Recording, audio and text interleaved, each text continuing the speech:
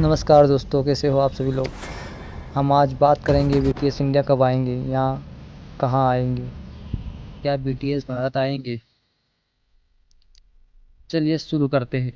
सच्चाई यह है कि अभी तक बीटीएस या उनकी कंपनी की ओर से भारत में किसी कॉन्सर्ट या विजिट की आधिकारिक घोषणा नहीं हुई है।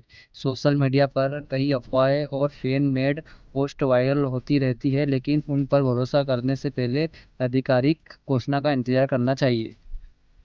दूसरी खबर ये है, अगर भविष्य में बीटीएस भारत आते हैं तो इसकी जानकारी उनकी आधिकारिक कंपनी और सोशल मीडिया चैनल पर सबसे पहले साझा की जाएगी, जैसे कि हमारे चैनल पर आपको सबसे पहले बता दी जाएगी।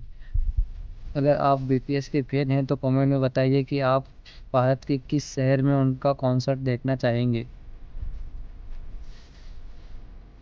और अगर आप सच्ची आर्मी हो तो लाइक करें, चैनल को सब्सक्राइब करें और शेयर करें अपने दोस्तों को, उनको पता चले।